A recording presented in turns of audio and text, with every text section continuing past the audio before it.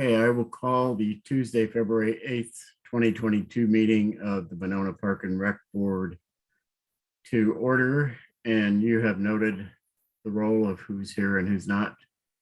So is there a motion to approve the minutes from the January 25th meeting?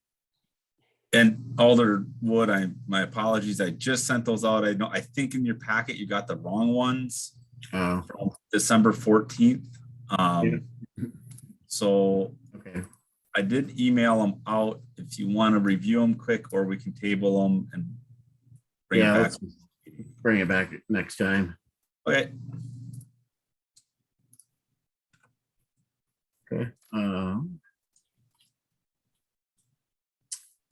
Is there any appearances?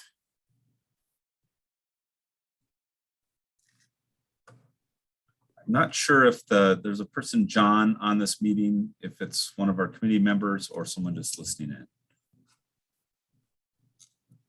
Okay, well, this is the time in the meeting for public appearances. So if there's anyone on here who would like to make an appearance, this is the time to unmute and speak up. Okay, I'll declare the appearances section closed. There's no unfinished business, new business 5A, public input session number 2, the 2021-2025 Parks and Open Space Plan. So yes, again, I would say if there's anyone here who wants to provide public input, this is the time to do that. Okay. Seeing none, then I'll declare that closed and then move on. 5B is discussion and recommendation of the 2021 to 2025 Parks and Open Space Plan. We've had this here at least 2 times before, maybe more than that. Jake, do you want to? Sure. So this plan's been formulated for a while at this committee level through our various meetings on site at different parks, informal feedback throughout the summers from the city staff and committee members, with a formal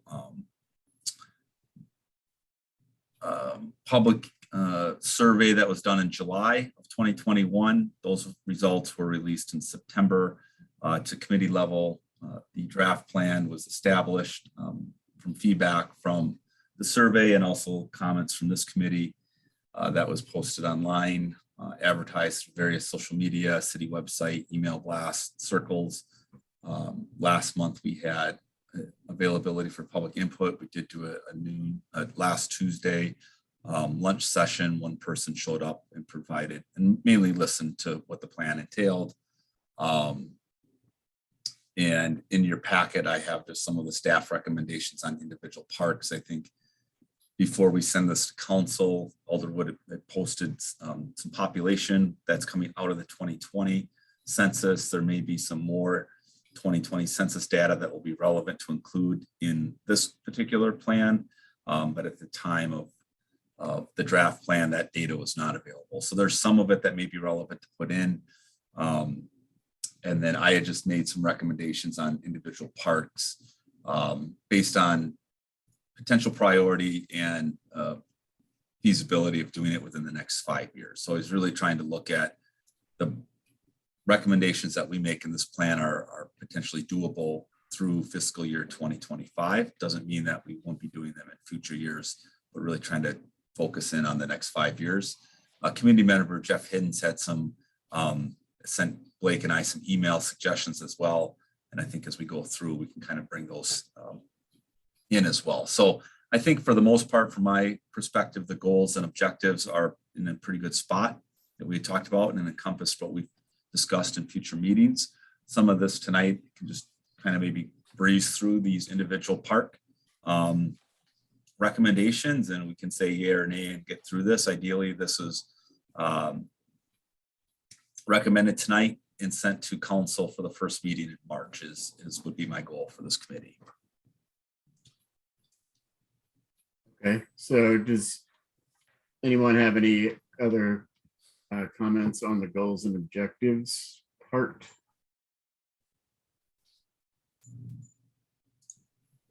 Then Jake, you said you had individual recommendations. What pages are those? Or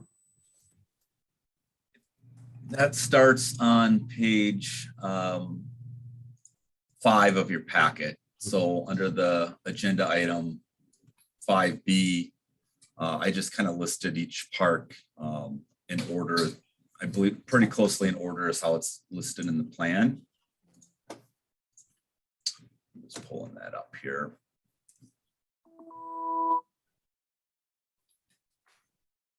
So on the actual park and open space plan, we get down to the individual park descriptions on page 39 with Birchhaven Park.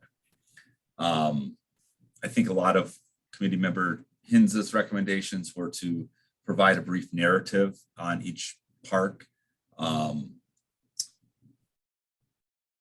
we have some of them that will say when they were established, clarifying established dates, address, and potentially in that narrative on the top of each of those pages, just we could put improvements in the last 5 years to that park, or if we want to do just one page, like this is all the things we've done to all the parks in the last 5 years. So I think that's really, if we want to add that, Blake was kind of like, you can go either way with it. But anyway, I'll just start quickly on Birchhaven. And these are just my recommendations. It's fine. It was just to remove the addition of a kayak rack and kayak launch. And I put those rationales in the packet discovery sheet at this time. We still have some access issues with a stormwater drain where the swing set and the bench are located at this particular park. I think as we eventually look at this one for a park improvement plan, that might be the time to look at canoe kayak access at this location.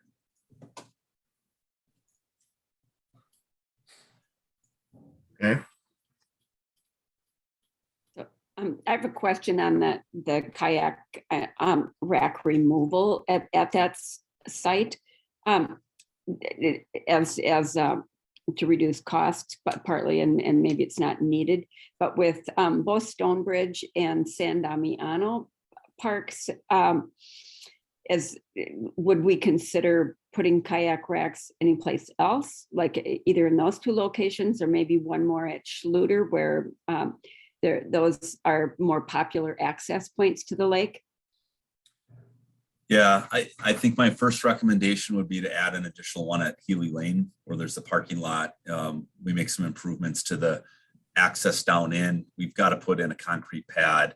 The one we had there was a pilot one for 2021, tipped over in high wind. So we got to get it secured to a concrete pad. So I do think this spring would be the time if we want to add a second location. That would be an ideal spot since we already have to come in and do some work there.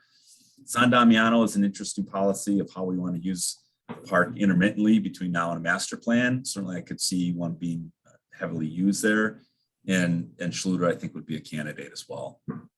Okay, and Stonebridge?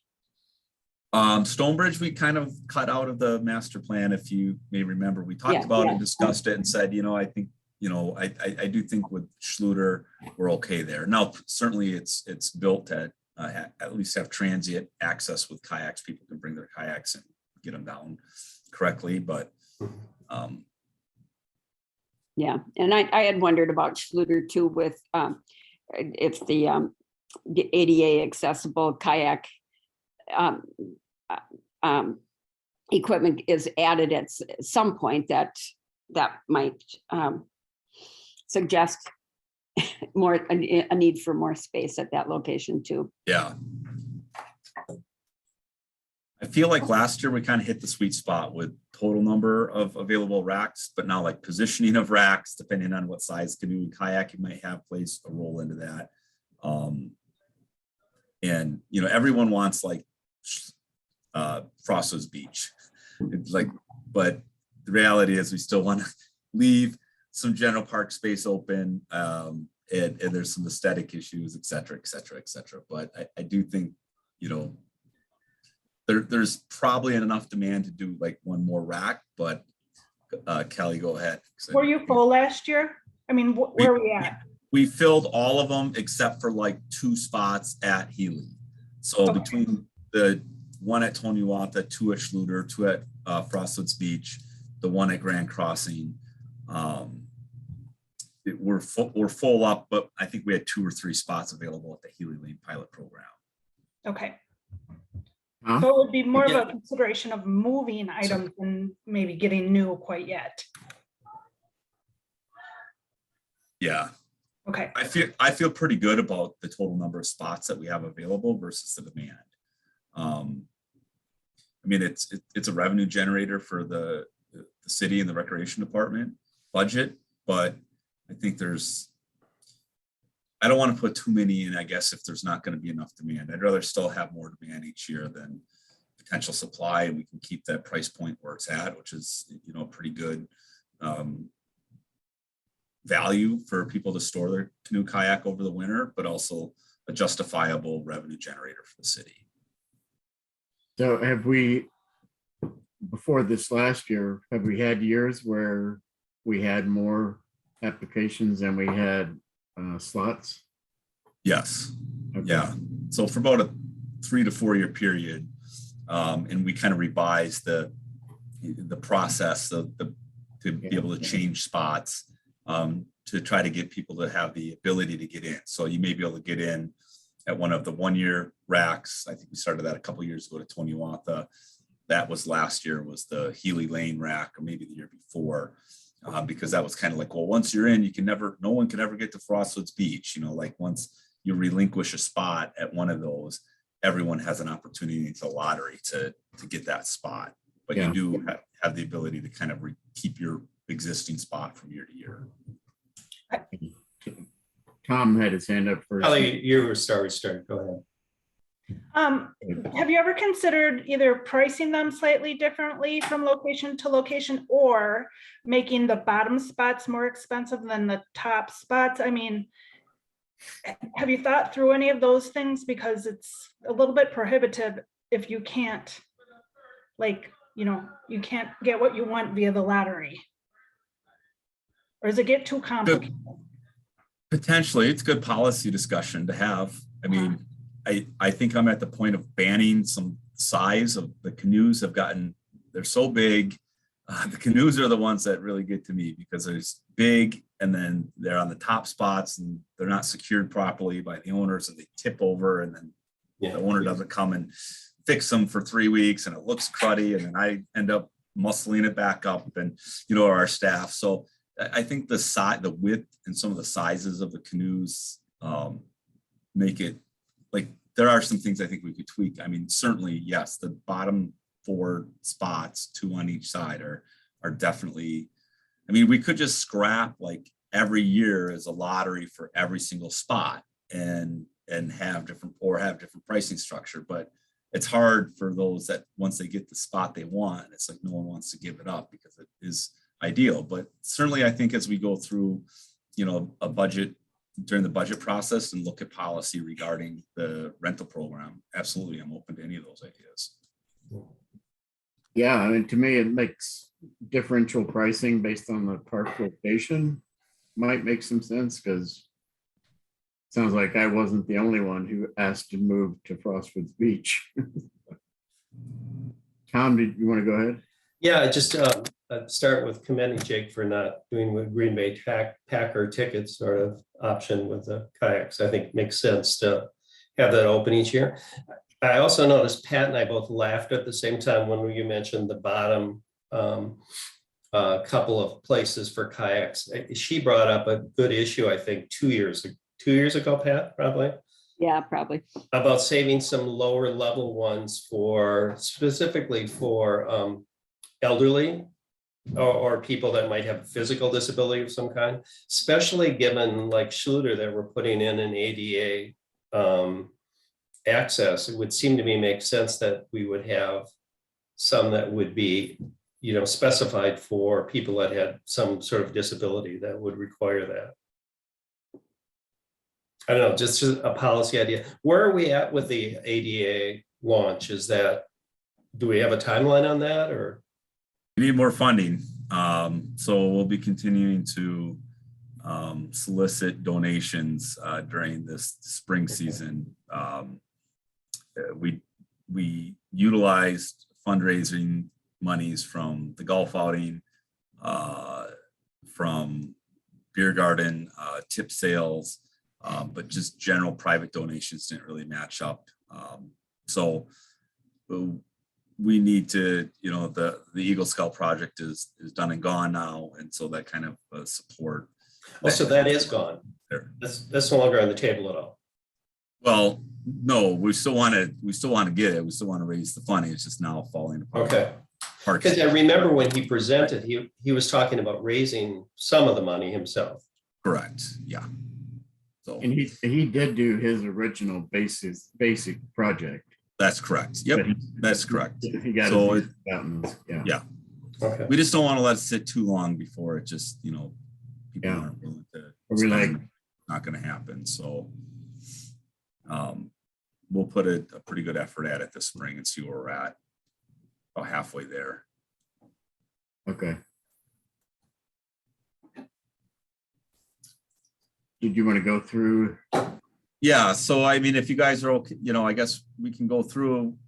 I just have in the notes that we just need to bring back a couple options for policy recommendations on the application and lottery process for canoe kayak racks. And I'll probably bring that back this maybe next meeting if we're like ready to put a green light on adding an additional rack at the end of Healy Lane for this season. Cold Springs, it's not officially a park. I guess calling it a park and the Parks and Open Space Plan is fine. Wasn't deeded that way. We had trash and recycling cans originally there.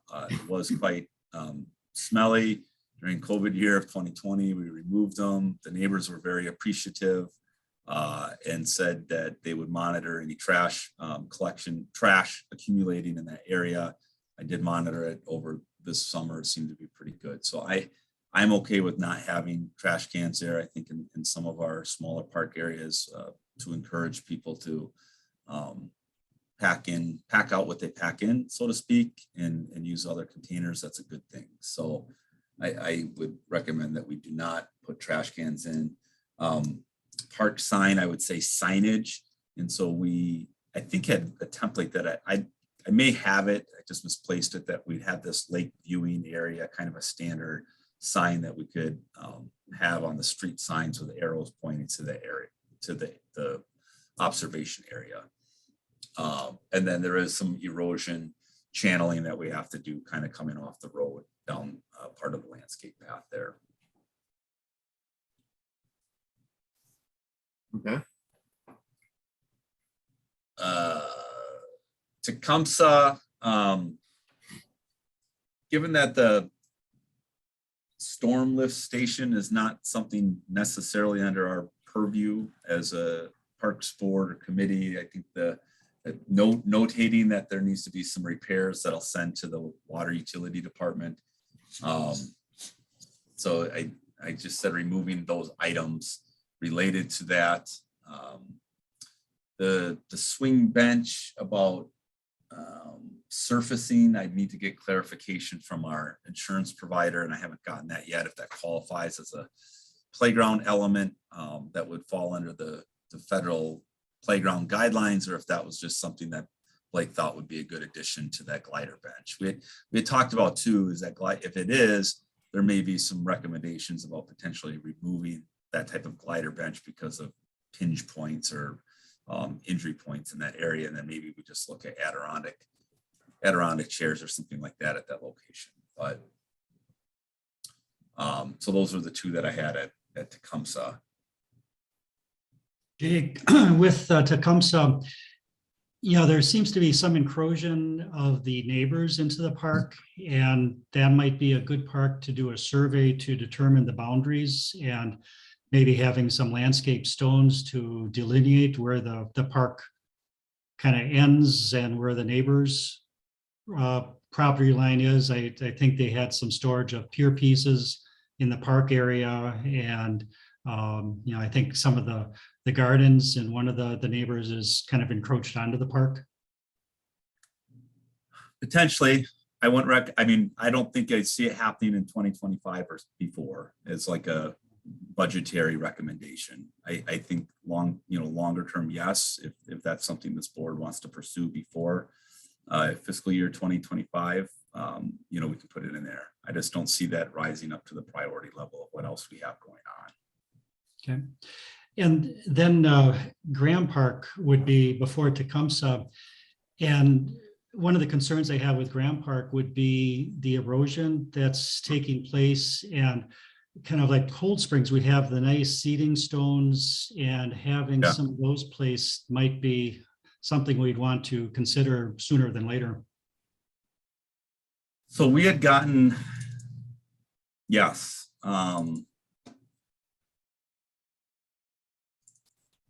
Just trying to look if I have that in the 20.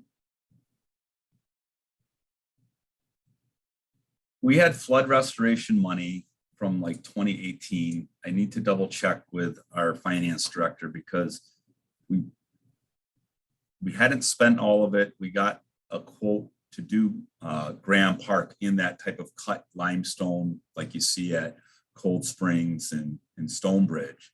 And it was about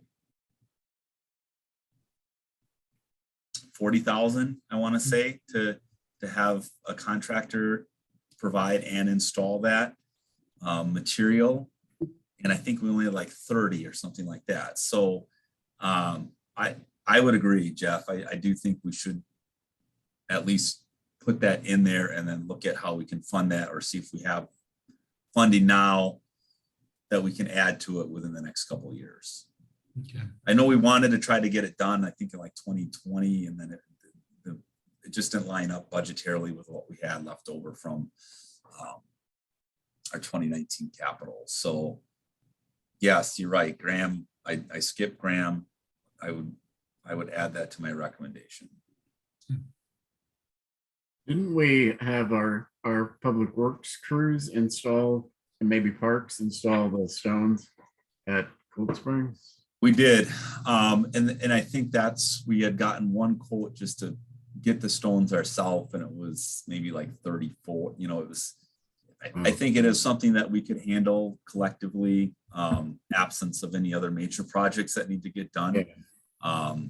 And this potentially time in like March, is a good time because you can get in there while the ground's still frozen. I'm not saying for this year, but maybe for like next March, where the ground's still somewhat frozen, the water level's low, and we can kind of be above the ordinary high water mark and do that work without having a DNR permit, where we would be in the water. So I will bring that back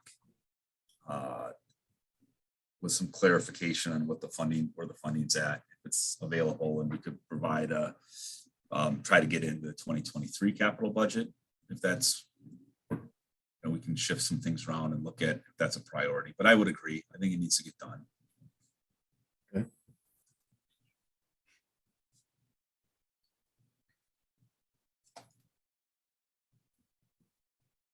So then when we're looking at moving forward, Tecumseh Wildhaven, we did identify the bubbler and irrigation line as part of the road reconstruction project in our 5-year CIP. So I would add that in there as well.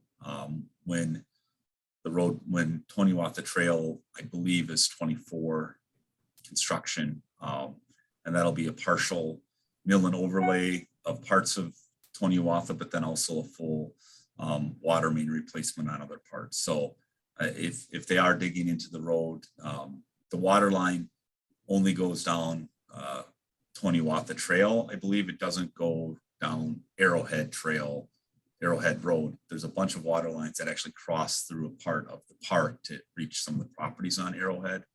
But this would be a good time if we have to get down and dig down to the road. Our cost.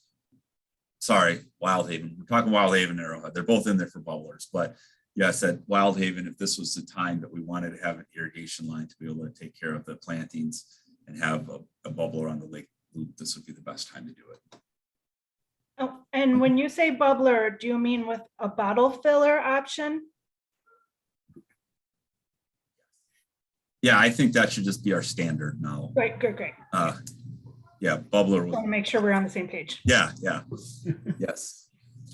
Bubbler is a Milwaukee term with the old fashioned bubbler types that they had, and other places have water fountains.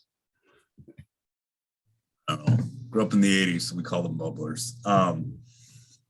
Maybe this could be the one with the dog, that, you know, the little doggy fountain too, to appease former Alder Kitzlauer at his request to have Oh, a dog bowl. a dog bowl station in one of our parks. Yeah. Jake, with Wildhaven, you also have listed the additional native plantings.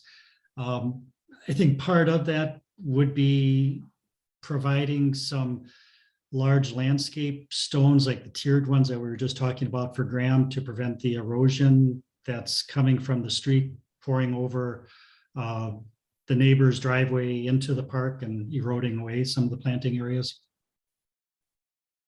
Perfect. Yep. That we can do pretty easily. We've got some of those medium-sized boulders that we can strategically place in there.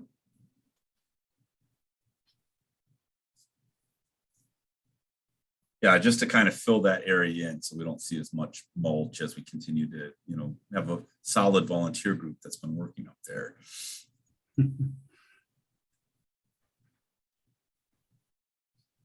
Arrowhead had pressure washing the play structure. Yes, I agree with that. Evaluate usage of backstop. I've evaluated and said it's a good amenity to have in that park. If it does need repairs, we'd repair it. I think Blake maybe was just making a suggestion of, does it need to still be there?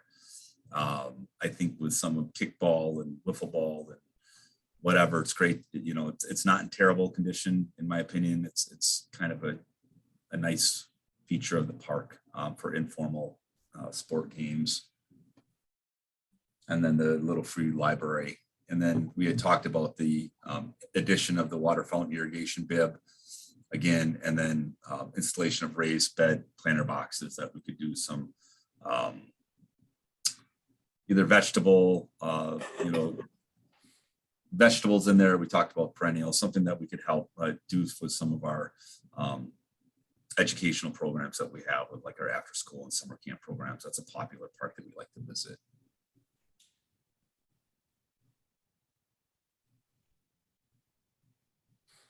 Jeff, anything else with Arrowhead that you want to do in the next 5 years? Sure. More tree plantings. You certainly have been generous already, but that would be great. You know, but I think those would be some nice things. It's been wonderful seeing so many kids utilizing it and having some of the programs at the park. And I think it's a great idea having some raised planting areas for them to see their vegetables or flowers growing, and I can certainly help with providing water on that also.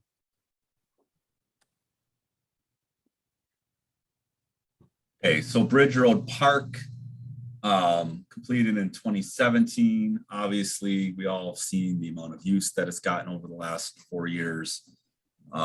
So much so that we're having, you know, probably more picnic tables in that area for family picnics and picnicking areas. One feedback that I've gotten is like some sort of shade structure potentially that could have, you know, groups of 15 to 20 set under for events. We had talked about kind of reorganizing the game area we had put the concrete bags in there, having them on kind of a concrete pad with our foosball. So we have an outdoor foosball table that spent some time at Grand Crossing Park, has spent some time at the outdoor pool. This is kind of a great park to have those active, the different types of games. Trying to figure out what's the best way of renting out equipment for that. Our ping pong station, we go through a lot of balls and paddles when we leave them out on site. They tend to get beat up and destroyed pretty quickly, but maybe there's a I might have some potential vending, sort of self-vending opportunity moving forward for that, for people to do that. But it seems like those are popular amenities to have at that particular location. And maybe expand upon that a little bit.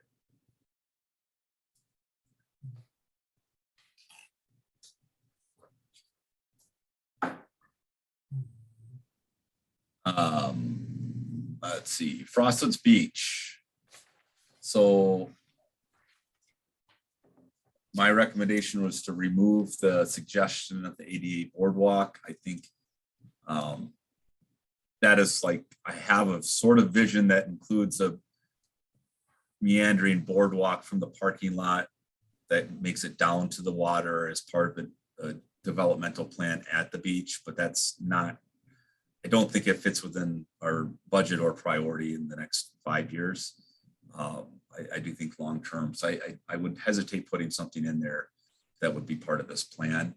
I would put, because we did have it in our capital, was to purchase one of the swimming booms like we have at Schluter for Frostwoods Beach. And I believe we have that in 2023 capital budget. So I would recommend we add that in there if that's still a priority. What was it called? The swimming boom. I think we've got boom. Okay. Yeah. boom. Yeah, boom. Yep. I'm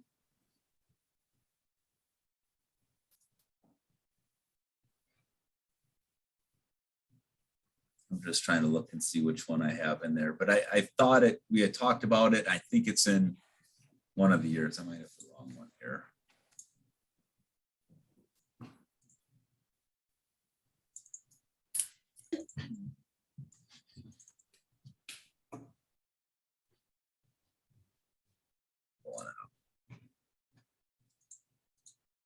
Yeah, beach curtains in 2023. And we kind of had notated both Frostwoods and Wildhaven Park. So maybe we add that to Wildhaven, investigate use of swimming beach boom. Okay.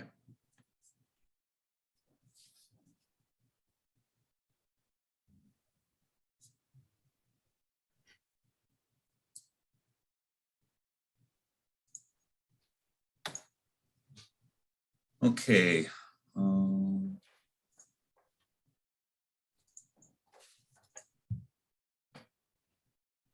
Frostwoods, regular Frostwoods Park, recommended and remove the replacement of the basketball court, adding a line for just maintenance, increased maintenance of the court itself, including crack filling, asphalt sealing, and painting of court lines.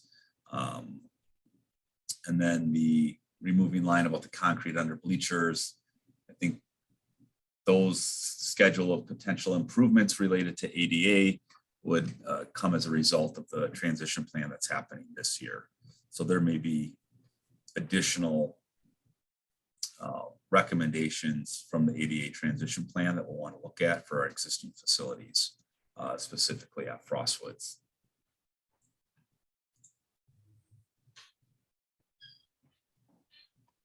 Okay.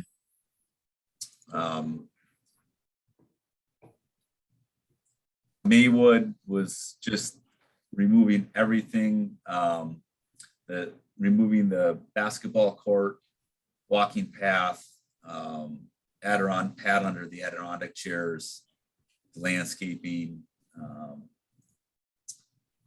and just add in that the complete master plan with public input due to potential construction project in 2025 at this individual park. Hey, Jake, just Yeah. Quick question, stepping back a bit on Frostwoods Park. I'm just wondering where we're at with, we had sort of a contentious public discussion before about taking out some invasive species and maybe putting in a pathway through that. Where are we at with that? I'm assuming the invasive species were kind of dealt with. Good point, Tom. Continue to work on management plan of the wooded area would be a goal at Frostwoods Park. And we're still in the invasive removal of invasives and treating the invasive species that are in the park. So the buckthorn, the honeysuckle, and etc. So we're not quite at that point where we can say, hey, should we put a little walking path through, or should we just let it regrow naturally and replanting trees? We're still in that, like, getting after garlic mustard, buckthorn, resprouts, honeysuckle. And we've got 3 ash trees there, pretty large, that will need to come down in the next couple of years. So if we want to put a notation of that, there's 2 ash trees that are dead in the wooded area, and then one that's 50% dead that's kind of down the third baseline of the baseball field, between the baseball field and the basketball court. Just an idea that would be low cost. I noticed there's a pile of wood chips now in San Damiano that, I don't know if they're still there, but there were a lot of wood chips. I think the idea of putting a walkway through that wooded area would be a way of dealing with some invasive species that you'll never get rid of. I mean, people walking on them and covering it with a trail would be maybe a nice solution. Not urgent, but just an idea. Right. And just FYI, all of the wood chips from tree removals at San Damiano and Winacqua Park are now currently at the Winacqua Park parking lot, available for people to pick up at their leisure. Big pile.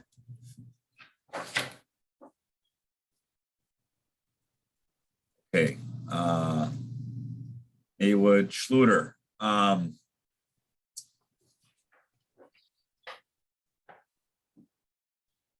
Okay. Just hold on here a second. Maywood, I skipped over Oneida. I didn't have anything additional other than repair, replace broken benches and tables.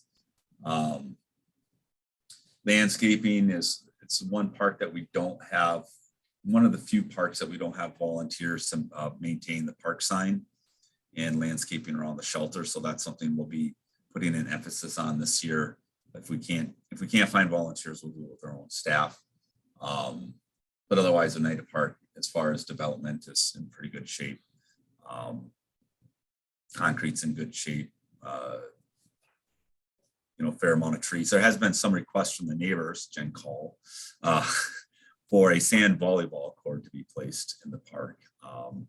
And so I've asked for some additional information and to see where it ranked in our survey. And I don't think from a community perspective it ranks certainly that high, but it's something I think we would consider. It may come to this board at another time for consideration.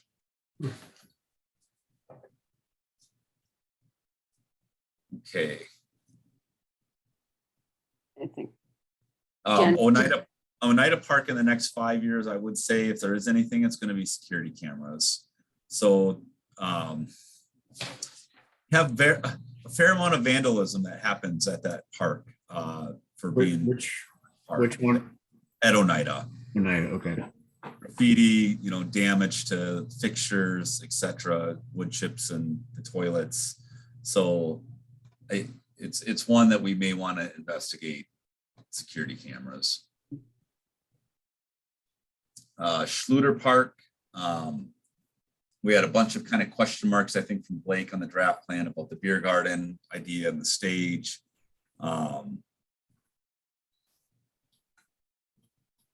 What I had is that we would add, so we've got some concrete sections that we're starting to get some breakage at the front of the park that needs to get investigated and probably be replaced. The ADA kayak launch, the gangway ramp to the existing pier as one that we could potentially lengthen out. And then I just put in there to develop a consensus on a layout for hosting music events at that park. That would be a good goal in the next 5 years. There are some funding avenues depending on development that happens on Monona Drive that may want to bring Schluter back for another round of improvements or connection to Waterman Way in the next 5 years. So I would be open to putting some sort of language into that. Like if the funds are available through impact fees, we may want to look at that kind of secondary idea that we had talked about. So how we can host music events, beer gardens, etc., at that park in Waterman.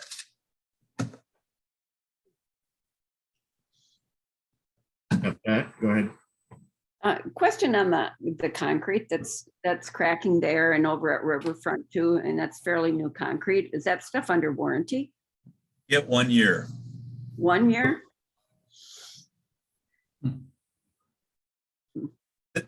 I'm more concerned about Schluter because it's like heaving right around the corner of the building where the concrete is, that I'm more concerned about that than maybe at Grand Crossing. I think the Grand Crossings are just a couple simple panel replacements type of deal.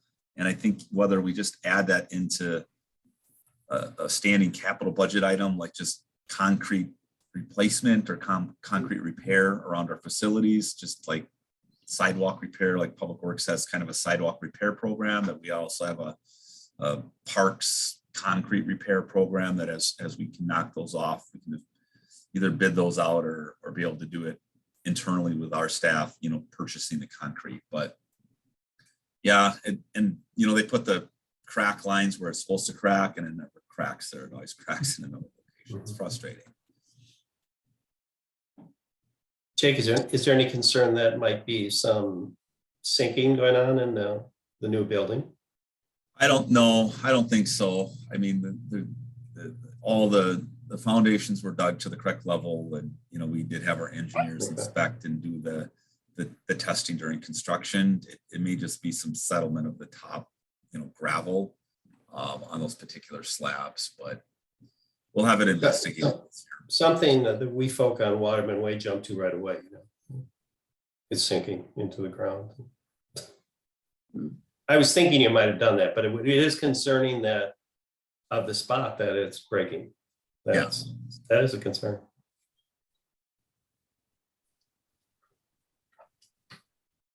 Stonebridge, nothing there. It's a brand new park. I can report, I did talk to our planner. The Landmarks Commission canceled their meeting for this month. I believe they're meeting in early March, and maybe the pagoda might be up for discussion based on a second opinion that they were receiving on how to proceed with the pagoda itself. But we should have a brand new park for the next 4 to 5 years there.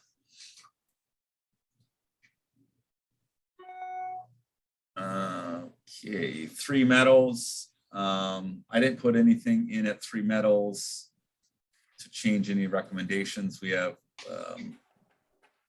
concrete pads under bench, walking path and bridge between use areas, assemble site concept plan. So we touch a little bit on Three Meadows in the next iteration of the capital budget. There's some playground replacement there. We've had some volunteer work days, removing some invasives in the Conservancy itself. I think Three Meadows master plan shows up right now in 2024. And that would be developed kind of a public input master plan for any longer term improvements there. And I would agree with that.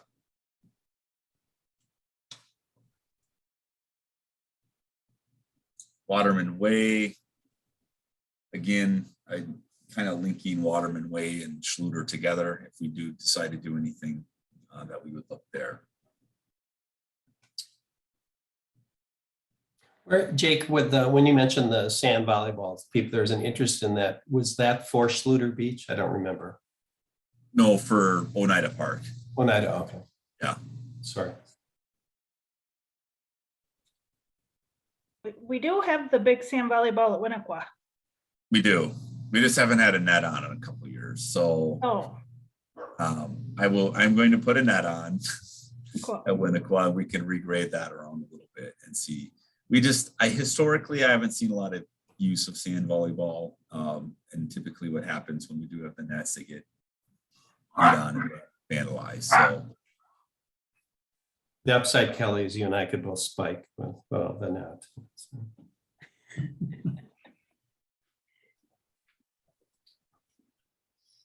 okay, so Ahuska Park. I didn't put anything in there. We just have implement master plan.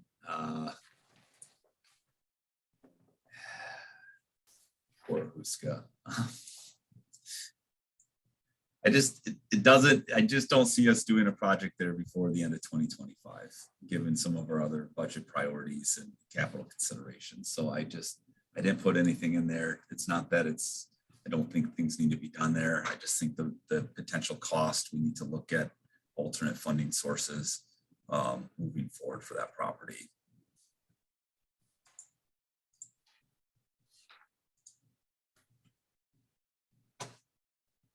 Grand Crossing, I did put in as a recommendation. I'm flexible and like to hear your thoughts because it is new.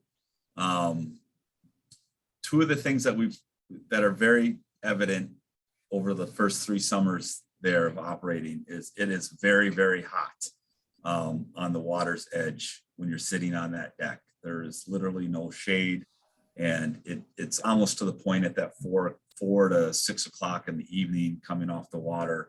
It's like unbearable sitting there in the summertime for random longer periods of time. And so whether we're doing programming, I think I can send some pictures up in Door County. They had these retractable shade structures. So they were kind of similar to like a corner post system, and then had a flat that you could battery operated that would fold up or retract out. It was pretty slick. It was actually at one of their beer gardens. That's a potential, I think, that could help with seating at that facility as a round 2. The other thing we talked about as far as the wintertime and access to lighting is that our holiday tree likes to tip with the wind that happens there. And so we don't have a way of, in other large commercial trees, and I won't say I'm recommending this just because we have a tree there for 8 weeks out of the year, but you can have cables that are at multiple angles that will kind of keep it tight and straight. The other thing that might be able to do is to have some string lighting or some temporary art exhibits in that main entrance path as you come in. So at a vertical level. So some stationary supports, they won't have lighting, but they would be able to host decorations or different types of lighting structures as you're entering into that facility. So I think I'd like to at least recommend it and provide a proposal and see where it falls within capital priorities. But with that, Jake, I think that's a great idea, having some type of poles that you can be mounting signage or artwork on, because there you have dual purpose with the tree. It's going to support the tree, but then off season of the tree, you have another use for it. Yeah, we did talk a little bit about now that current 2 is finished, looking at some wayfinding signage from Broadway and Bridge, recognizing parking for not only Monona Bank River Rink, but Grand Crossing Park. So I did talk to the developer today actually and said, hey, it says parking, and I think there's hard to know that as public parking. And so we need to really kind of promote the public parking aspects along Inland Way and Yahara Lane and Bridge Road, and certainly now the underground parking that the city has purchased as part of the developer's agreement. So I do think there's something we want to look at here over the next 12 months. Yeah, we definitely paid enough for the parking. So, I mean, there's some fairly standard street signs for public parking that we, Correct. Hey, Jake, in regards to the retractable shade, is I'm totally for it and think it's a great idea, but is the wind going to be an issue with that? Because it is quite a, like you said, even with the tree, it's quite a wind tunnel there. Yeah, I think we just want to check with the engineers. I mean, I think we've got thick enough concrete down there. It may end up being where you saw cut out a section of concrete to put a footing in for the steel post to be able to handle that. And it's not that far apart if you're just talking about like that activity, where the deck area is. If we're just looking to cover that, it seems the people want to be near the water, right? They want to be near the water, but they also want to have shade or some sort of, so we put the umbrellas up over the tables. Those are okay. We can spend more money on more commercial grade umbrellas to go over the tables, but that gets kind of expensive too. Like I think they're like almost $1,000 for one umbrella with a really heavy weighted base, a commercial Yeah. grade umbrella for one table. So I'd like to get some pricing and some options and present as we get closer into capital.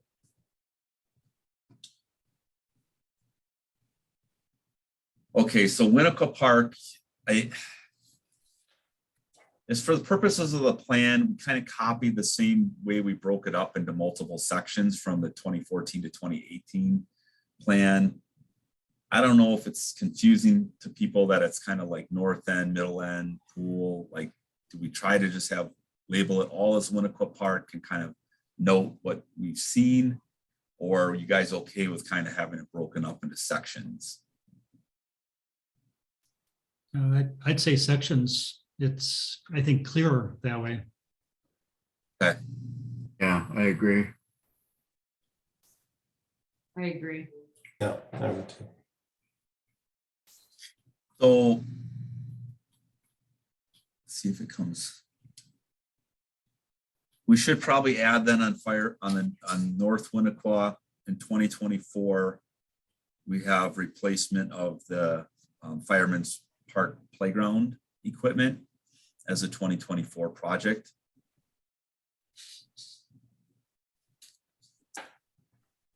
Then into this first category.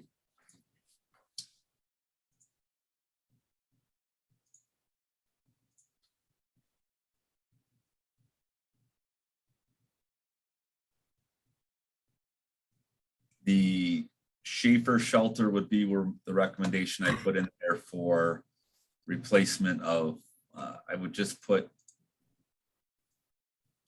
instead of, sorry, I got way too many windows open right now. Those are my spots here. So we have one bad sewage ejector pump in the shelter. We know that. It's an obsolete type of pump, so it's probably a replacement of the entire system if we're going to continue to operate that restroom facility over the next 5 years, which I envision that, yes, we probably need to maintain that specific shelter for at least 5 to 6 more years before we do anything with it as far as a master plan. This probably would also be the spot, Shaffer Shelter north, to put the path, the reconstruction of the pedestrian path from Greenway to the pool. I think this would probably be the good spot to put that recommendation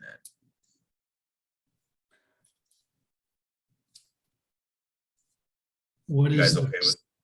what is the cost for the sewage ejector pump?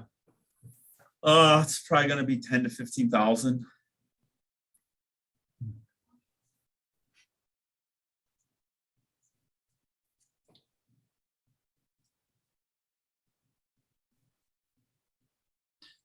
Would porta potties be sufficient for the softball season? No. Okay. I don't think so. And quite frankly, we've used that.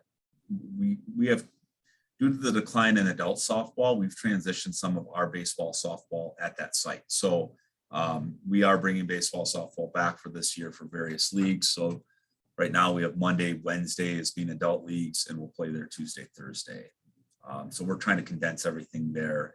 It does make, they're not great bathrooms. We just spent some money this year upgrading or fixing some of the urinals in the men's room. So I do think it's probably worth the investment to make sure we can continue to have bathrooms there until we get a completed master plan and look for construction. The path, we talked about as being a priority 2023 project. So I do think we should put that into this plan.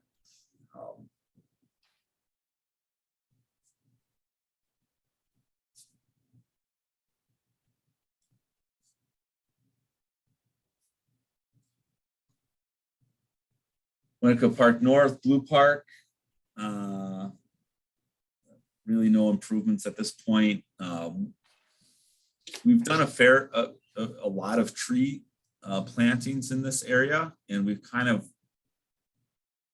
went around hovered around the lagoon. We did have 2 donor benches that were placed on either side of the lagoon to the from the improvements from the dredging project. So that was kind of cool in last year that we were able to put some of the nicer donor benches with paths. So it is the butterfly garden, habitat pollinator garden has had a few work days, needs some more volunteer work to get out some of the thistle and etc. But I'm overall fairly happy with the shoreline treatment that was done with that project. There's a really nice mix of native grasses and perennial flowers. It looks, I think aesthetically it looks good.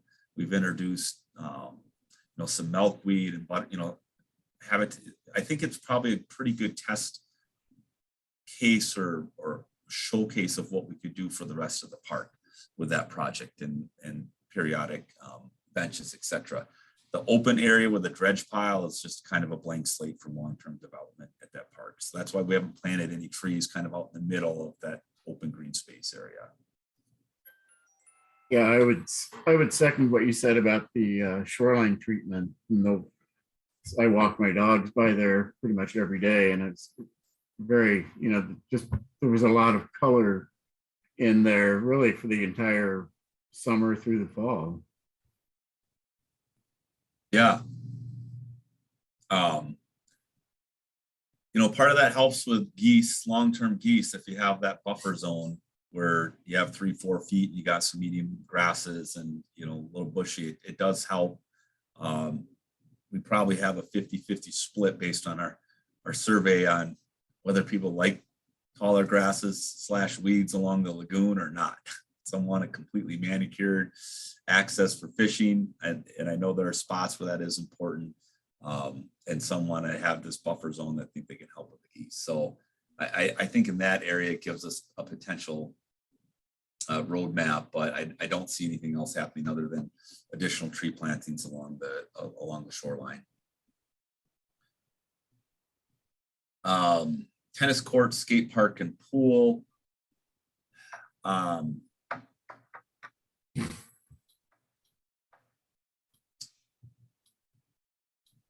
I don't see anything happening with the pool as far as conceptual planning before the end of 2025.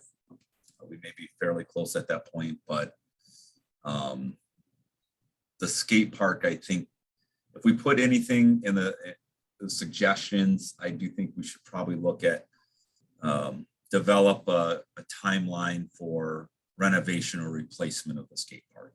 And that might be, something we can just put in for both. By the end of 2025, we look at least have a timeline of when we're proposing to do those projects. Yeah.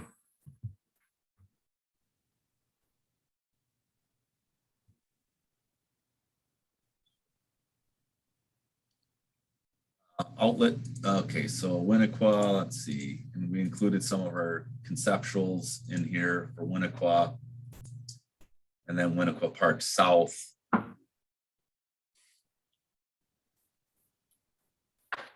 We just have the master plan.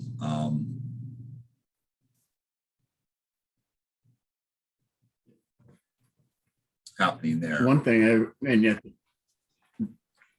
you had mentioned this to me, Jake, the possibility of extending a pathway on that side from the sidewalk down to the shelter. And that would be, and beyond would be great, but yeah, and I think that would really be a nice piece to, advance. Maybe we'll eventually get the trail all the way through the park, and then I can quit. I can retire. Yes. Yeah. So what Doug's referring to is we talked, okay, if we are proposing to do a renovation of the existing path from the water slide to Greenway Road, if there was a desire and we had budgetary flexibility, could we take the end that just got paved by the skate park, go across the street, pave a path from that curb past the gazebo up to the Dream Park shelter? So which is typically the drive path you see us doing all winter long when we're doing ice skating. snow, whatever, so all the special events that happen would typically use that type of a path to drop supplies off, etc. We would feel pretty confident and safe that any long-term plan wouldn't be expanding the lagoon one way or the other. And so that path won't be like money thrown away. We keep that path there for, as long as we're continuing to have that part of the park. So I'll probably include that as a conceptual and cost estimate in the capital budget. And so I do think it would be a good spot to at least put here as a recommendation.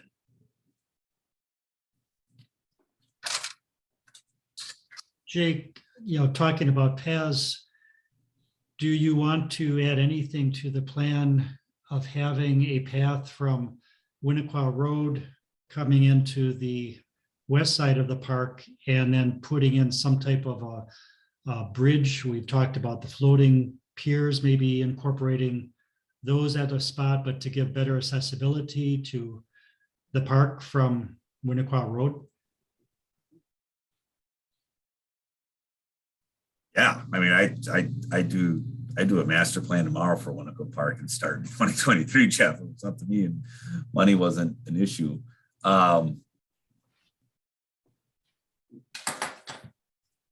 the question is, could we do a project of a slightly larger scale to provide access into the park, connectivity to the park before we completed a master plan for the rest of the park?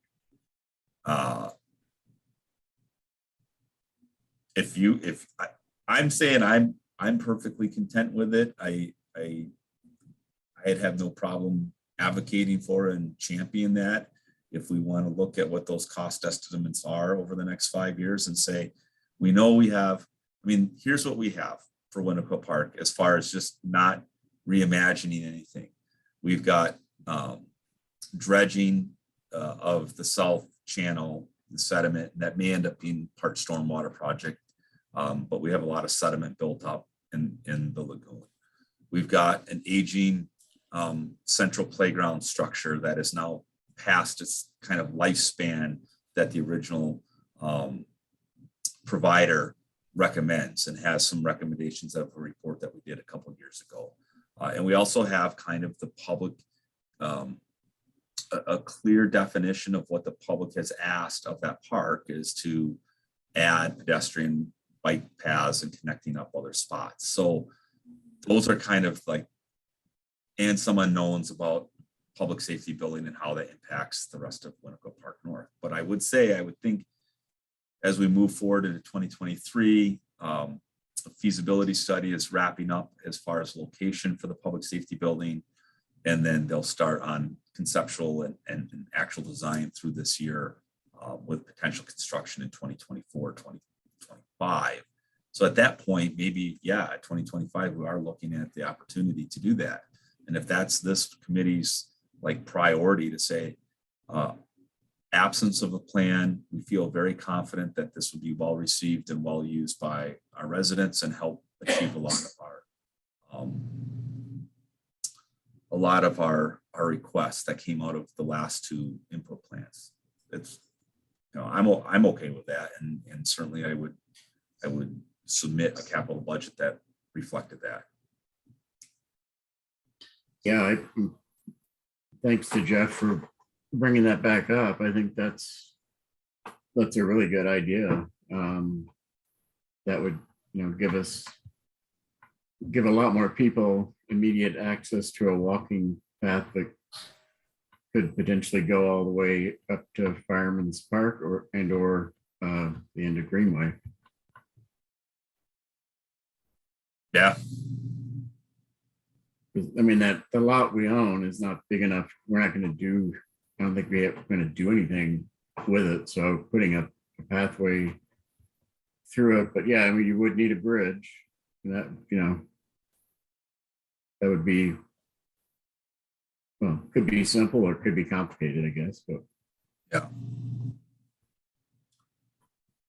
And Jake, that might be the place we want to start. I think you had some great ideas, maybe incorporating a floating bridge or one of the piers or some other type of pier and starting that way. And, there may be pathway that slowly gets worn through, and that'll give us an idea of where to put in a path maybe 5 years down the road.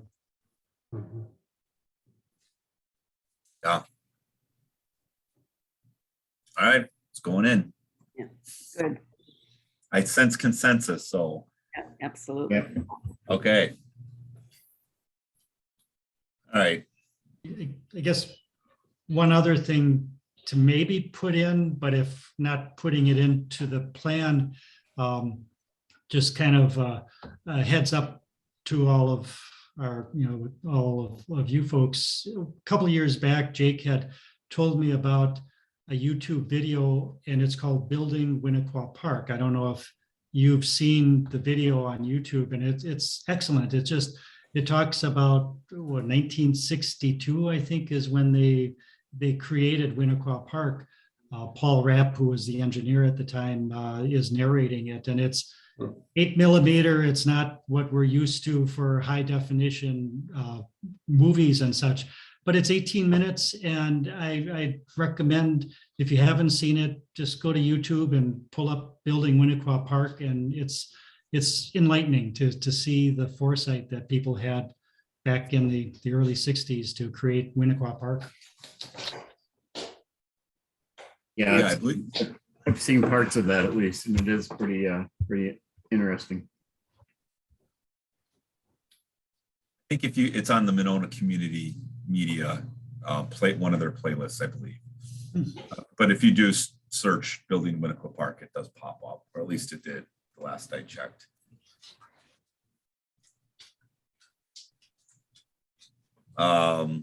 So on the moving down, okay, anything else with Winacqua that anyone has any,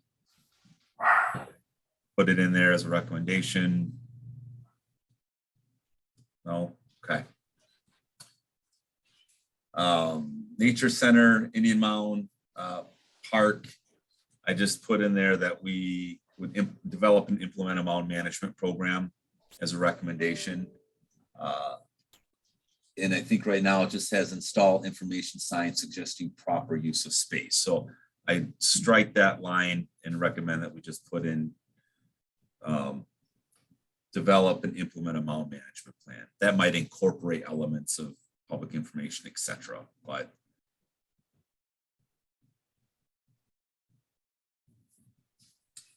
Wetland Conservancy, there's some question marks. So I guess I did put, we do have in the 2023 capital for a conceptual plan that would be a bike path study, and that I guess would go through this Wetland Conservancy. So I didn't put it in this recommendation, but we did talk about, hey, like one city school into the Conservancy, is there a way that we can connect into the Capital City Trail? There's the railroad, that's an issue, but can we at least look at conceptually what potential future options that we would have from there? Yeah, and also getting over under the belt line, Yeah, which I'm actually on. There's a beltline study at policy advisory committee that we just met last week.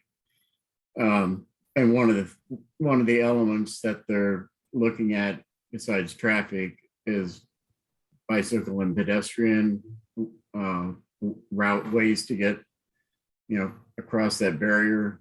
And they didn't have anything down in this area, but I'm at least going to submit comments to them as we go forward with the plan that they should consider something in that area. It's not going to happen in 5 years. I can tell you that. no. Are you guys okay keeping that in there? I mean, is it bike path study just to see if it's a potential? Yeah, I mean, has anyone ridden their bike on Broadway and crossed Southtown to take the shortcut to get to the Capital City Trail? Yeah. Versus going all the way down past Esther Beach and underneath the Beltline and coming back, the other way. Yeah, it's shorter, but it's, well, right now, part of the pavement is so bad that, it's not very safe, but yeah, you're competing with a lot of fairly high-speed traffic. And so if you had a different, an off-road route that would get you through most of that, that would be a huge improvement. Mhm.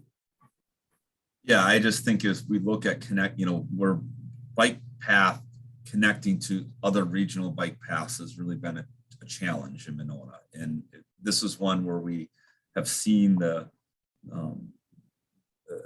really historical change in the use with the Lower Yahara Trail from McDaniels Park to, Capitol Farm, and then getting on the Capital City. And it seems like, we're close to that, to all these great bike paths, but yet in reality, it's like that it is an extra, 15-minute bike ride just to get to, going down the path and kind of working your way back. Or maybe it's like a mile or two. I don't know. It just seemed, I took it a couple times this summer, and I went with my son, and I'm like, well, bud, you're tired and I'm tired.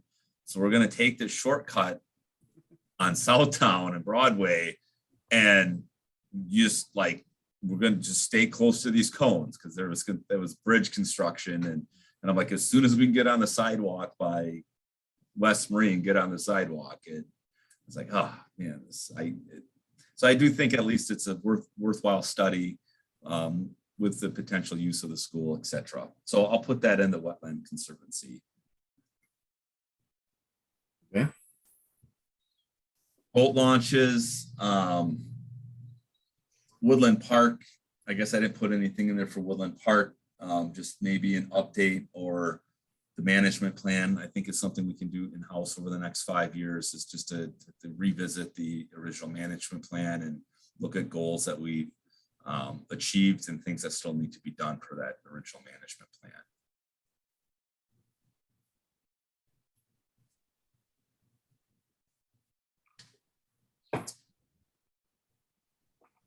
I just put all the boat launches in together in my recommendations. Lattice. So Lattice is, we failed as a department, I guess, in how we've maintained the landscaping at Lattice. It has proven to be very, very challenging to get to the amount of perennial plants and rain gardens that were established at that park. And so there's some of it that's turned, more natural.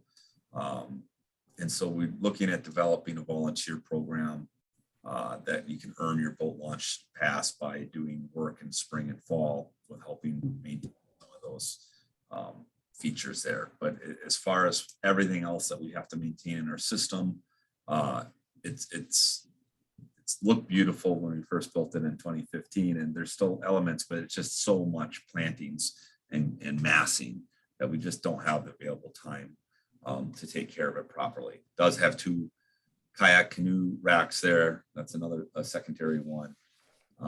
Certainly, incredibly popular boat launch, lake access site.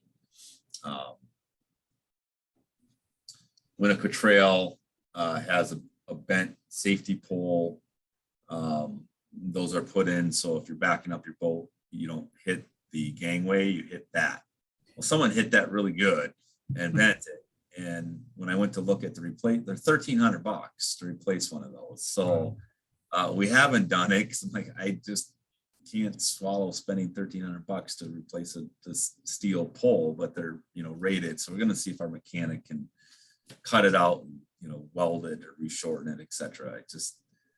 And it's been that way for a couple of years, and I know it annoys me, but it also annoys me that the cost seems ridiculously expensive to replace it. And then Toniwatha Trail, same thing with some landscaping. So we had a large ash tree on the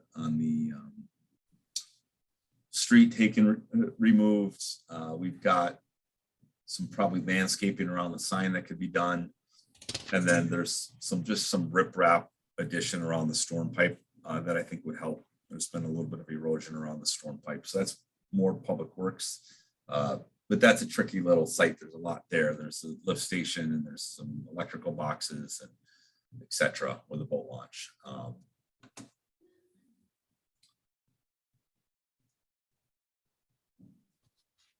Okay, and then the dog park.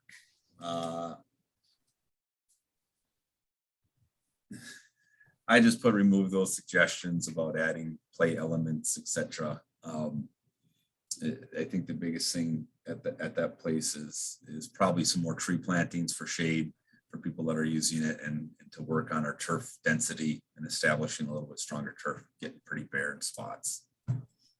Is that getting used a lot, Jake? Yes.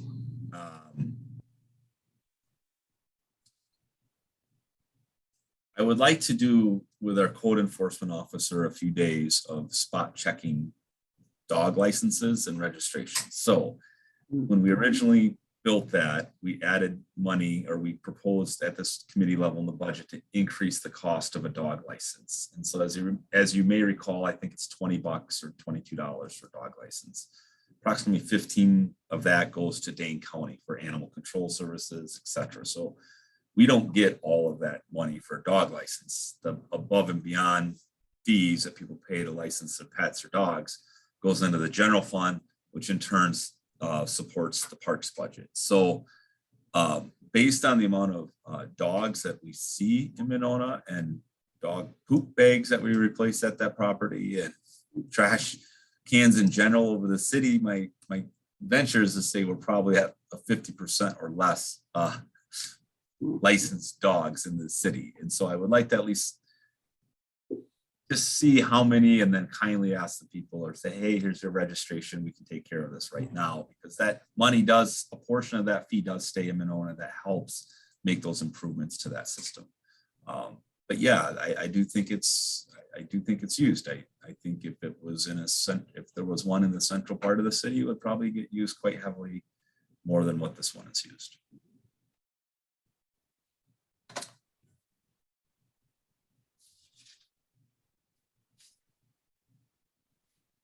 That's it. Cool, okay. So you're looking for a recommendation from the board? Was there anything throughout that anyone was vehemently opposed to as far as the recommendations I had, or anything that we think we missed? I would say, Jake, I'm vehemently in favor of, there's kind of a theme over the last 25 minutes of connectedness, like bike path study, connecting the park at Winacqua. I think that's good urban planning, and you know far more about parks than me, but that seems to be the way urban parks are going. You mentioned Door County. I'm pretty familiar with them. Minneapolis, St. Paul park system. They're very connected for pedestrians and bikes. I think that's a perfect direction to go in. And I think doing a study about a bike connection with a charter school, yeah, that makes total sense to me. So I like the theme tonight of that.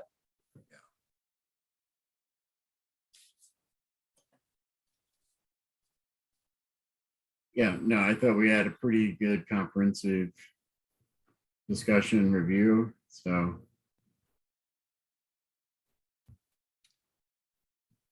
Yeah, so then we'd be looking for a recommendation to accept staff and committee recommendations from this meeting, and recommend to council for adoption. Okay. It's like Jeff. I'll move to approve the discussion items that we have for the 2021-2025 Parks and Open Space Plan, and for it to move on to the council. Okay, is there a second? Pat? Yeah. Any further discussion? And all those in favor signify by saying aye or raise your hand. Anybody opposed? Motion carries unanimously. So back to the agenda. 5C is discussion and recommendation of the special event ordinance policy. Okay, so this one we've seen before a few years back. During the time that we were about ready to take it to council for consideration and approval, we had the triple whammy with retirements of both police chief, fire chief, and then COVID. And so in the interim, we started using that application form and the policies as a template to try to have the groups fill out and see what we have learned over, from 2019, obviously nothing in 2020, and then the slow release of events back to 2021. And so what we kind of have come of that is from a city perspective, the ordinance is going to try to cover as much of it as possible with the acknowledgement that it'll probably need a few revisions, but we want to get something approved. In between, when we reviewed it as a committee, there was some delineation of a block party permit versus street use. And there's still some further delineation about what the definition of a street use is, particularly as it results in races and parades, and what's acceptable, what's not, what's permittable, what's not.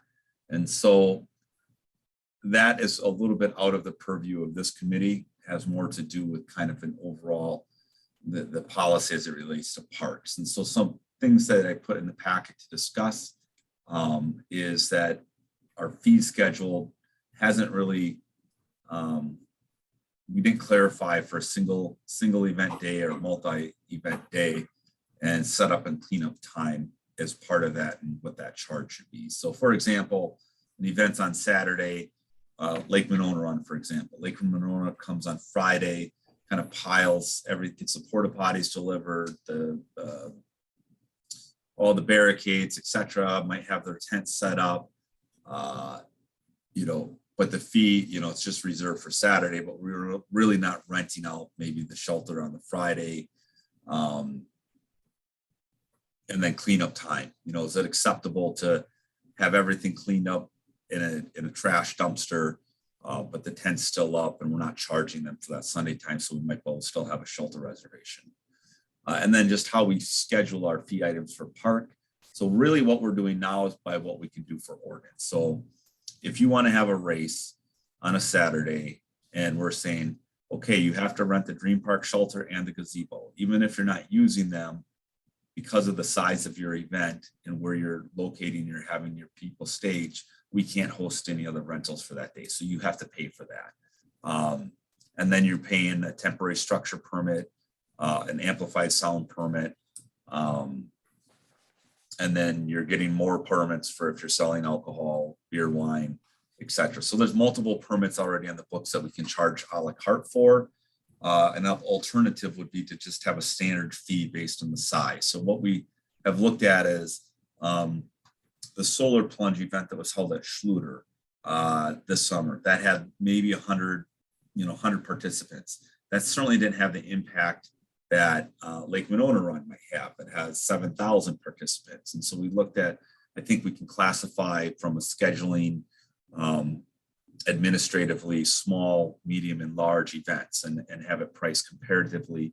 And then the space, because some people are like, well, we don't need the Dream Park shelter. Why are you charging us for that? We try to explain, well, your event is causing us to not be able to accommodate another private rental. But one other way would just say, this is your event space at Winacqua Park is from basically the Dream Park shelter to the pool parking lot. And this is the fee based on the size of your attendance for the event. And that's your, I almost call it semi-exclusive use of park. So it won't be exclusive use of the entire park, but it would be the exclusive use of a portion of the park, and have just one set fee. As we have moved through, we kind of noticed the trends of where people want to set up for their, races and events and where they're potentially using and setting up tents and access to electrical, et cetera. So then it's a flat rate. So it's something I think we can look at. It might be easier to just say, okay, this is, you want to have an event. You're certainly, if you're going to have tents, it's $1,000 or it's $1,500 or it's, 2,000, whatever it may come out to. Right now we're at about for a smaller size event with the shelter rentals with temporary structure permit, amplified sound, we're at about $550 for a single day event that we can charge within our current fee schedule and ordinance. The larger events that require additional days for setup. So right now we are charging them for, if you want to set up on Friday and store things in the shelter, you're paying that kind of standard shelter fee for, you know, res or non-res. So those are the three things that have come up, I guess, from a staff perspective on how we're administering them.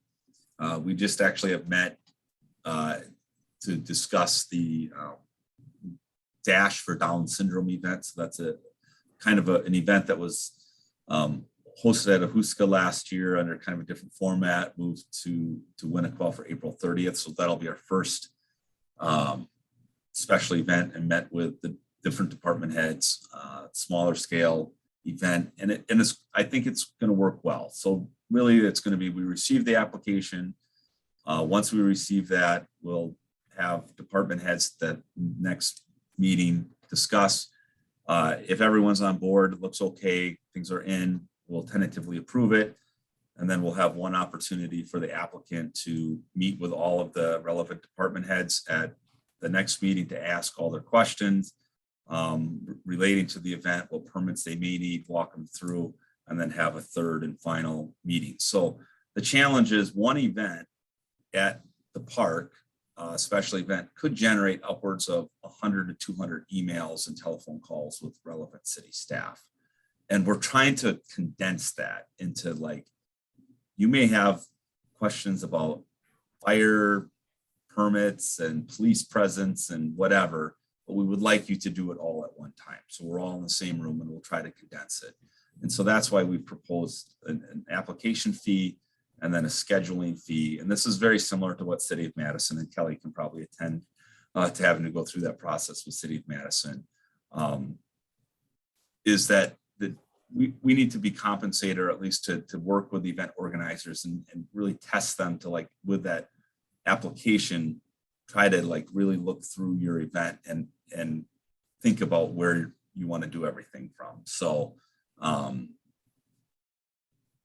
but the mayor has tasked us with getting this reviewed one last time at Park and Rec Board and the different committees, and moving it on to council. So this we'd be looking at doing in March as well, sending this. So this agenda item in the open space plan would be starting at the first meeting in March. Yeah. So yeah, it seems to me it makes a lot of sense. That was one of my questions, was how you would define the size of the events. So you put numbers on that, and that seems like a way simpler way approach to do it, to determine the amount of the fee. I mean, they're still going to need, like you said, other permits if they're selling alcohol, or I can't, amplify Street closure permit, yeah. What did you have? How much would those different permits be based on the small, medium, and large events? So we'd have a application fee would be 25, 50, 100, I think. So $25 for a small event, 50 for a medium, 100. And that's just like non-refundable, just to, like, let us think after the date's available. The event scheduling fee then would be 100, 250, or at 500 based on small, medium, and large. And that's to coordinate basically the interdepartmental meetings, which we would anticipate each event needing 3, maybe some need more. And then the event reservation fee, I would probably go 500, 1,000, 1,500. So that way, for this, like, multi-day event, I think we were getting close to about $2,000 from, like, the Rock and Brews Marathon, because of having secondary setup days and drop-off times and packet pickup locations. We're at $2,000 the weekend, and I do think that's, for whether it's like Monona Run, that's that's reasonable and maybe even might be a little bit light yet. But when we're talking about, we can't charge for parking, right? So we can charge for the event space, knowing that if this is a large event, there's going to be parking disruptions among the city, including some of our additional lots. So with that additional fee for a bigger event, then we know like the Dream Park parking lot is, not going to be available for general park use. The Fireman's Park parking lot is probably not going to be available for park use. The community center lot, we would be, shifting programming that was supposed to be happening that day, moving soccer, for example. And so that fee kind of encapsulates kind of the opportunity costs that we can't do programming, or the park may not be available during that time. So, Yeah, Kelly, go ahead. Have you or will you comp some other communities to make sure we're not underselling ourselves? yeah, I mean, so- not Madison per se, but McFarland or McKee Park and Fitchburg might be, I don't know. well, everyone's trying, all the suburbs are trying to look at us now because everyone's having the same challenge with how we host these large scale special events that are one-day events. So like at McKee, it's the Kids Build Wisconsin or whatever. Mhm. Huge event, like is growing in huge popularity, right? And so really all they can charge them for is a shelter rental. When you're looking at, so we're all struggling with how do we balance the opening our arms and inviting people to have their events in our community, which certainly have some economic development, positives. But we've also heard a lot of the challenges from our residents on what that, like, are we going to have a race every single weekend through Monona, right? Like, we may already be at our limit of like what is acceptable and what's the public goodwill of the races that we have on the books now. And so we look at what that cost is. So I think I would say yes, Kelly, recommend with fees and have area pricing to see if we're in line. I've always said I don't want to be the reason. Price should not be the reason why they're picking Monona. We should at least be I'm fine being comparable in price to Madison for what you would if you were starting and ending your event at Olin or Old Brook Park. I would like our fees to be very similar if it's a race, for example. So it's not, price shouldn't be the reason. Whether it's working with great staff at City of Monona, whether the location is beautiful at Winacqua Park, but if it's cost is the number one, then I would say we're not charging enough.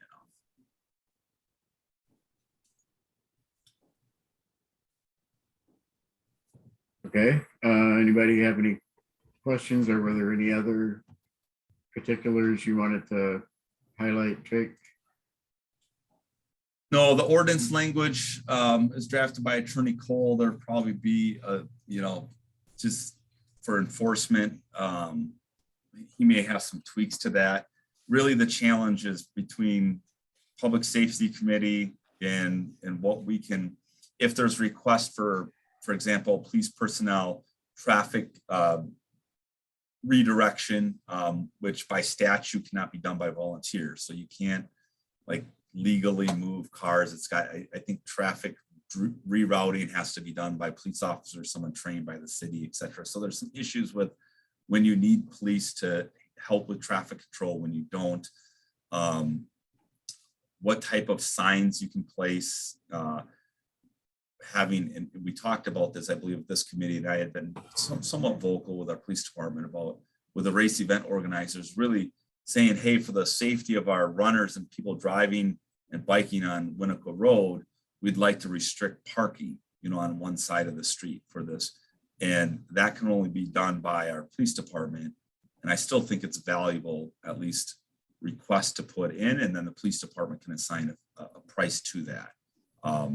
Just for logistics, if we've all driven down Winacqua Road or rode our bike down Winacqua Road and having on those certain days where we know we're going to have big events. So part of this does include events that would go through Monona would be subject to some of these permits as well. So Clean Lakes Alliance bike ride that comes to mind.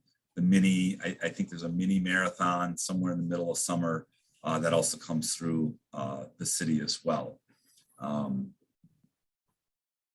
But overall, I think we got pretty close. I feel like the last couple of years of working through the event application with our special event folks, it did seem to help with kind of reducing the amount of questions and clarifications that we needed. So asking them to include their event map right away, where they were proposing trash canisters and portable toilets, etc. So I felt overall it works pretty good, and I think we've got a mechanism in place with the other department staff to kind of process these as quickly as we can. Okay. So you feel like it's ready for us to recommend to move it on to the city council, or? Yeah, I mean, the only thing I would look at, I guess, would be, I think between the time that we take it up, I would like to bring back a fee schedule, a recommendation of fee schedule. So I think we could recommend it for approval, and then we would be recommending a fee schedule at the first read at City Council in March, or the second read, between the first read and the second read, because March meeting, we're going to have council on a Monday and then park board on a Tuesday the next day. Yeah. So I'd like to bring that back. I mean, I'm throwing out numbers right now, but I'd like to have a little bit of more time to discuss with staff from a park element. Maybe that number is a little too light when, we talk about the, larger events, trash dumpsters, and there's some more things that go into that might go up. And then I do want to talk with Fitchburg Verona and see if anyone has any fee schedules outside of their shelter fees for these special events. Yeah, I could see that, you could make a case for the really large events ought to be paying, a lot more than the small events, because they have a lot more impact. So. Correct. All right, but right now we're just looking to recommend to the council the special events ordinance as drafted. Sure. Correct? Yep. Somebody want to make that motion?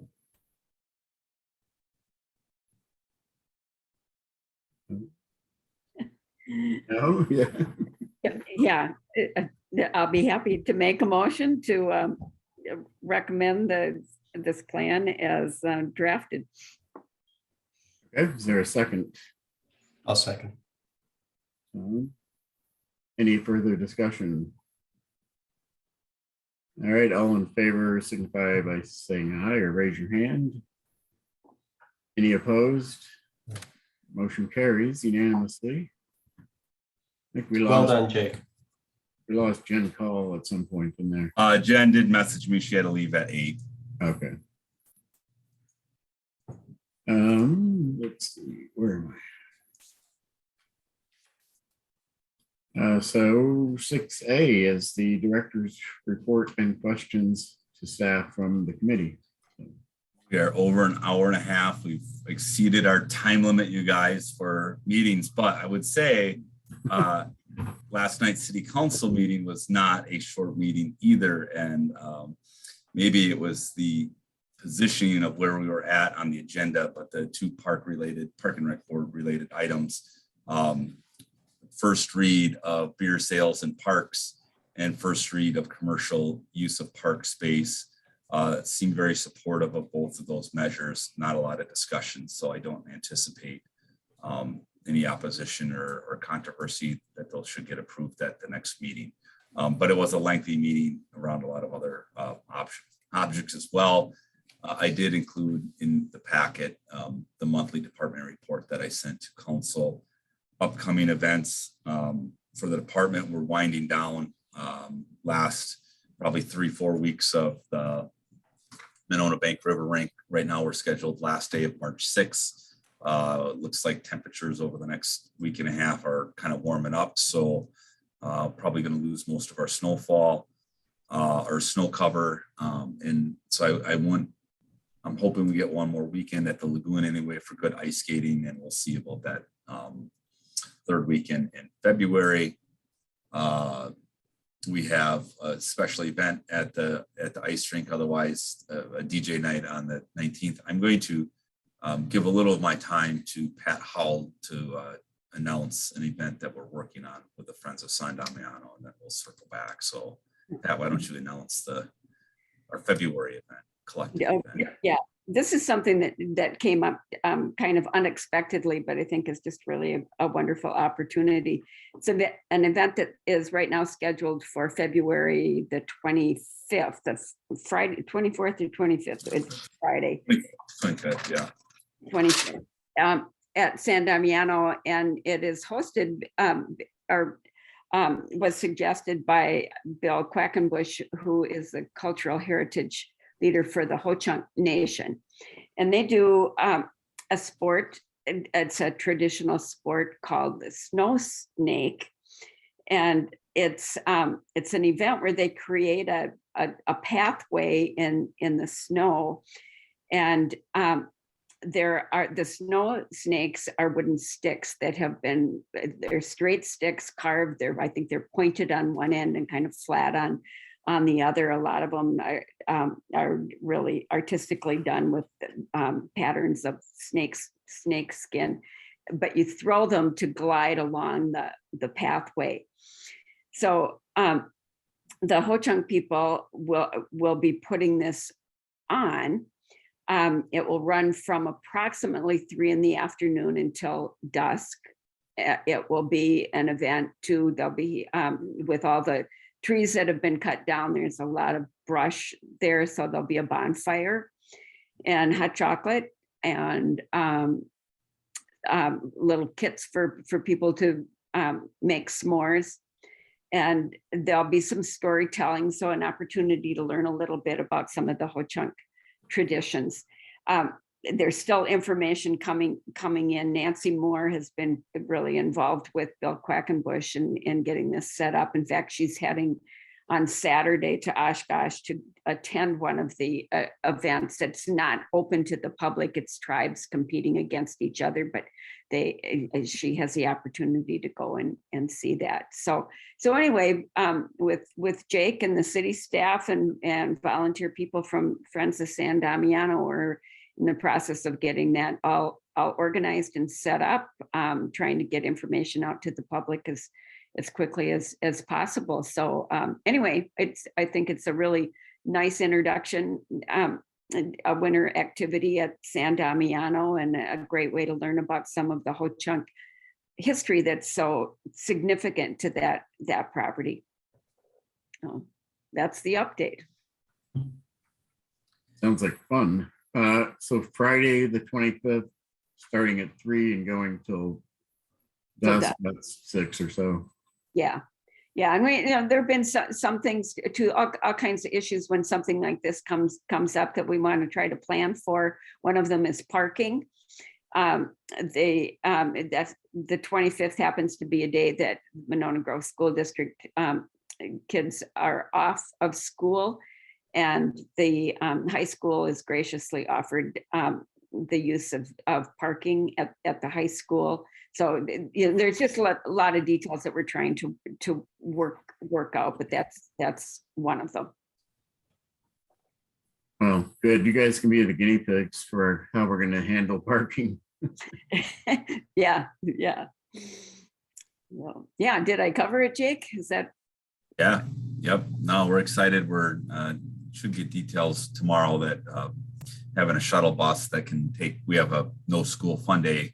So we have 20 kids, and I think it'd be a great experience for them to be able to get a bus ride up and take part in the event, and then use that as a shuttle bus for people from high school over to the property. And, we're excited to be able to work with the Friends of San Damiano on this type of partnership, moving forward. So some other things that we'll be announcing at future meetings for some programming that we're still working on the details, but this is looking to be a beautiful partnership, especially with just public engagement this year up at the property. With that, so we had the trees that were removed at San Damiano. We got the stump grinding last week, and now this week is kind of, if you drive up there, you'll see the big vac truck. So a really good partnership with our Public Works Department to help us out. We have it's a big tube that can suck up all the chips and the wood debris, and then we can have a clean hole to put the dirt back in and reseed. So that's starting to look like it's cleaning up a little bit better. We're hoping with our spring Parks Pride Day and cleanup day that we may be able to have our guy that does a wood sawing up there as a public ed. So we've got a lot happening in April. Just from starting up shelters and etc. So we're hoping for a little bit of an early spring in March. We got really 3 weeks when we're done with the ice rink, which takes up a lot of our time from staff, and kind of April 1, which is generally the date that I like to start to declare spring and opening up bathrooms. And once we open up bathrooms, then we're basically in summer mode as far as maintenance goes. Just other than that, in the report, Missy Miller is going to be back, so she's been meeting with us. Jessica and I and our team, we've had good meetings this week with the current Galloway about current 1 and 2, and looking at doing some survey for the new residents on things that they might want to see as new residents of Monona at Grand Crossing Park this summer, and some collaboration with the current 1 and current 2 management, and some of the restaurants. We're meeting with Buck and Honey on Thursdays about some partnership possibilities with some of our entertainment offerings that we're looking at having at the park this year. And then I will be gone most of that following week at our annual WPRA conference. This is my last year being on the board of directors. Yay. As past president, but I am doing a speaking engagement on outdoor ice rinks, so I can't get away from it, and also serving on a leadership board. So it's an exciting time. It's our first conference back in person in 2 years, and so as Park and Rec professionals, it's a really great opportunity to get educational sessions, but also bounce ideas and talk exactly like what we talk about at these meetings. What do you do for your special event policy? How much do you charge? How much are you paying, staff, etc. So we're in the kind of the end of some of our winter programming with, recreational programming, ice rink. We get a little bit of a lull here in late February, March, but it's a lot of planning time. February 15th, so next week will be registration for after school program, summer program, and a spring break camp. So a lot of our popular recreation programs registration starts, and then come March is when we'll have priority registration. March into mid-March for pool passes, etc. So got a little bit of a quiet time maybe from a programming front, but we are keeping very busy planning what the rest of the year will look like.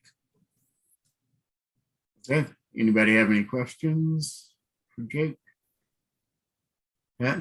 I don't have a question, but a comment of something that I thought was pretty cool. And this was down at Stonebridge Park. There's a sign there by that big tree that has been saved that Madison City Tree experts put in, and there's a QR code so you can get the whole story of how that tree was saved. And I took my grandkids down there, and of course they right away look at the sign and see the QR code, and then they've got it recorded. They're listening to the whole story, and I thought this is something we might want to consider for signage for some of our other parks. I think it'd be great at San Damiano, at Riverfront, maybe at Indian Mounds, but it's cool. Yeah. They do social media and kind of very well for a tree care company. And so they had requested that after they did the program. And I said, yeah, I think it's a great idea, because there was a lot of discussion about, making sure we're properly taking care of that tree during construction. And so, yeah, I think you're right, Pat. I think that's a good idea. Glad you brought that up. Thank you. Yeah. So if anybody's out cruising around, stop at Stonebridge and check it out. The whole park is great. Those lights are wonderful. The path is fabulous. So That was well done.